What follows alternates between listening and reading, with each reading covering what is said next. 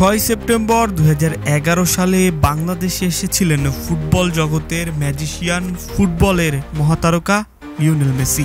এর আগে 2006 সালের নভেম্বর মাসে ফুটবল জগতের আরেক মহাতারকা জিনেদিন জিদান এসেছিল বাংলাদেশে। সেবার শান্তিতে নোবেল পুরস্কার বিজয়ী মোহাম্মদ ইউনুসের অতিথি হিসেবে বাংলাদেশে আসেন তিনি। মেসি ও জিদান দুজনের আগমনে এখনো দাগ কেটে যায় বাংলাদেশের লাখো ফুটবল সমর্থকদের মনে। তাদের বরণ করা হয়েছিল বিশেষ সব কার্যক্রমের মাধ্যমে। তবে বাংলাদেশের ঘরের ছেলে, ইংলিশ প্রিমিয়ার লিগে খেলা হামজা চৌধুরী আসছেন বাংলাদেশে। হামজা চৌধুরীকে বরণ করা হবে তাদের থেকেও বড় পরিসরে। জিনেদিন জিদান আর মেসিকে যেভাবে বরণ করা হয়েছিল তার থেকেও বড় পরিসরে হামজা চৌধুরীকে বরণ করা হবে বলে জানালেন বাফুফের এই গুরুত্বপূর্ণ কর্তা। বরণ করে নিয়েছি মেসিকে, আমরা যেভাবে বরণ করে নিয়েছি তার চেয়ে কোনো রকমের কোনো কমতি থাকবে না। আমরা তাকে বরণ করে নিব। তাবিদ আওয়াল টেকনিক্যাল কমিটির চেয়ারম্যান ছিলেন, ন্যাশনাল টিম ম্যানেজমেন্ট কমিটিতে ছিলেন।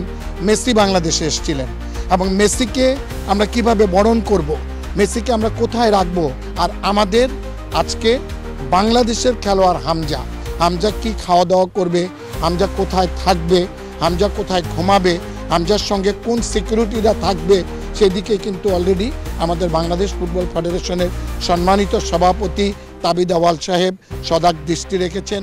হামজা যে এখন শেফিল্ডে খেলছে, এটা হামজার জন্য একটা টার্নিং পয়েন্ট এবং হামজার জন্য এটা অনেক বেটার আমি মনে করি। কারণ সে কিন্তু একটা প্লেয়ার যখন রেগুলারলি খেলবে সে কিন্তু বেস্ট প্লেয়ার হয়েছে এবং সে কিন্তু অনেক ভালো ফুটবল খেলছে। সাইড লাইনে বসে থাকার চেয়ে আপনার রেগুলারলি খেলা, এখন শেফিল্ডে সে রেগুলার ফুটবল খেলতেছে, অবভিয়াসলি তার জন্য এটা ভালো হয়েছে। হামজাকে যে ইন্ডিয়াতে আমরা খেলার জন্য নিয়ে যাব, সেই ক্ষেত্রে তাকে যত রকমের সিকিউরিটি দেওয়া দরকার সেই দিকে কিন্তু আমরা সজাগ দৃষ্টি রেখেছি।